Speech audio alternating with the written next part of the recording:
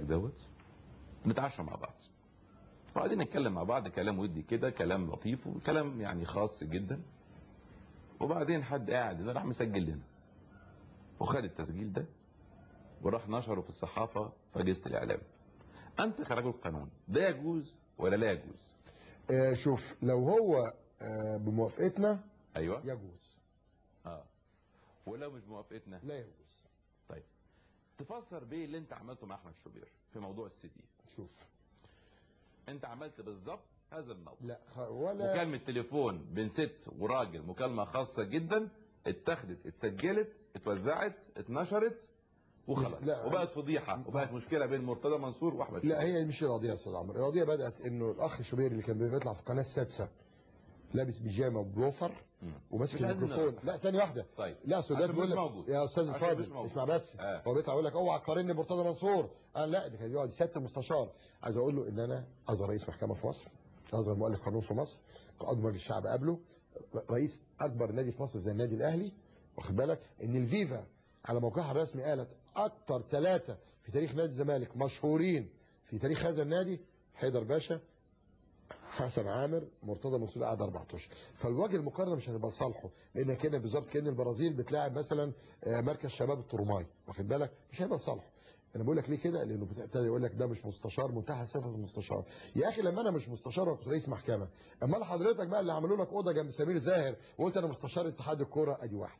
2 ينفع من 22/7 من غير ما اعمل حاجه، كل اللي عملته ان انا خدت حكم وقفت انتخابات نادي الزمالك 22/7/2008 يعمل 28 حلقه شتيمه فيا ويجيب ناس من الاستديو يا استاذ عمرو شغالين معاه، يقول له انا ماجد من القاهره وهو راجل مؤدي في برنامجه، انا عمرو مش عارف منين وهو راجل رئيس تحرير برنامجه، عشان يشتموني، يعمل مداخلات كلها شتيمه فيا. اكدت من كده في فتحات في النيابه. ما ينفعش الكلام ده، ما ينفعش يعمل كده ليه يا استاذ عمرو؟ ما ينفعش ان الميكروفون ده والكاميرا دي تبقى لتصفيه حسابات، ما ينفعش الكلام ده. ادي واحد. 2 لا لصالح، ما انت بتقول لي ممدوح عباس، ده راجل معروف رغم ان هو نفى في حواره معايا هنا من فتره طويله اي علاقه بينه وبين الراجل السيد المحترم ممدوح عباس.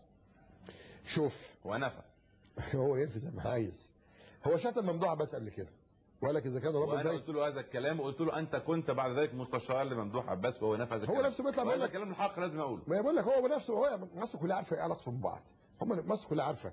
يا راجل انت راجل يا راجل انت راجل اعلامي في قناه اللي هي قناه 24 ساعه بتشتم في مواطن مصري وتهد في حيله عشان ممدوح عباس، ويطلع في امبارح في احدى القنوات الفضائيه يقول ان احنا الاستاذ مرتضى منصور سجلنا معاه في قناه الحياه. اللي ما حصلش كذب طبعا، انا ممنوع من الظهور في قناه الحياه، ممنوع يا بيه. انا بعت رسائل وانذارات، قلت لهم يا جماعه من حقي انت طالبت بإغلاق قناه الحياه قدام القضيه، قدام القاضي يوم 24 بامر الله.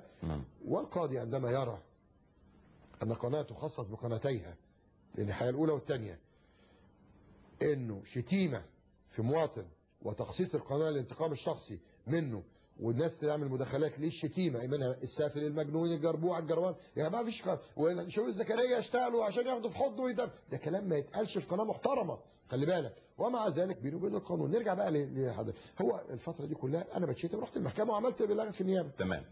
حضرتك لما تشوف تسمع على موقعه وموقع عالمي مكالمه تليفونيه انا مش طرف فيها، يبقى انا مش انا اللي سجلتها. يبقى هم بيسجلوا لبعض هو والبنت ان امي كذا.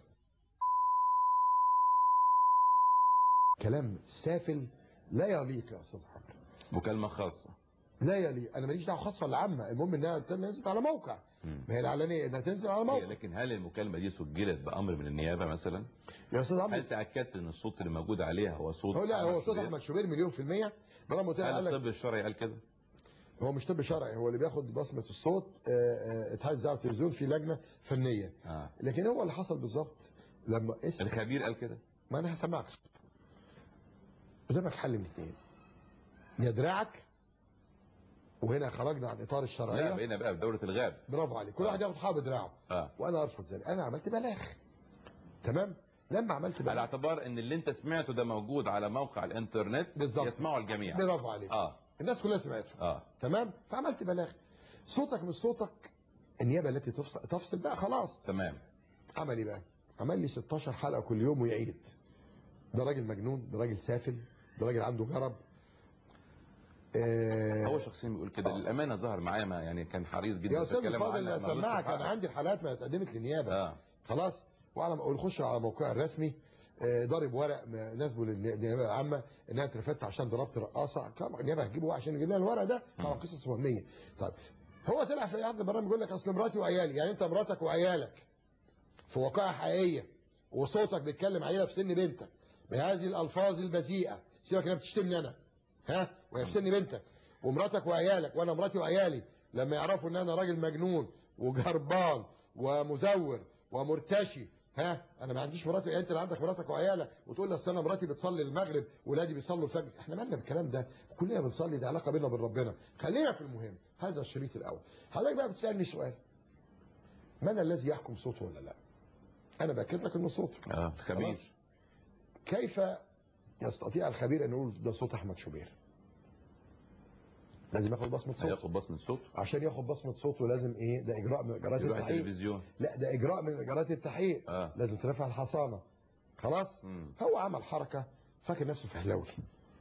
النائب العام طلب رفع الحصانه عنه عن هذا السي دي وسي دي اخر هنتكلم فيه، وعما ذكروا على موقعه عني من اكاذيب ونشر وثائق مزيفه، واللي قالوا في الاهرام وفي مجله نشر عنك ايه يعني؟ هقول لحضرتك دلوقتي بس واحده واحده. خلاص؟ النائب العام طلب رفع الحصانه.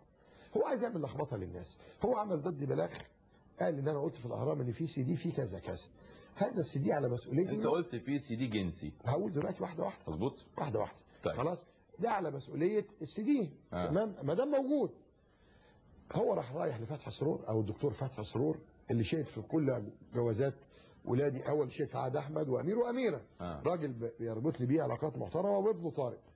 عمل ايه؟ قال له من فضلك عشان خاطري ابوس ايدك ما ترفعش الحصانه، اديني اذن بسماع اقوالي. يعني ايه اذن سماع اقوالي؟ عارف يعني ايه؟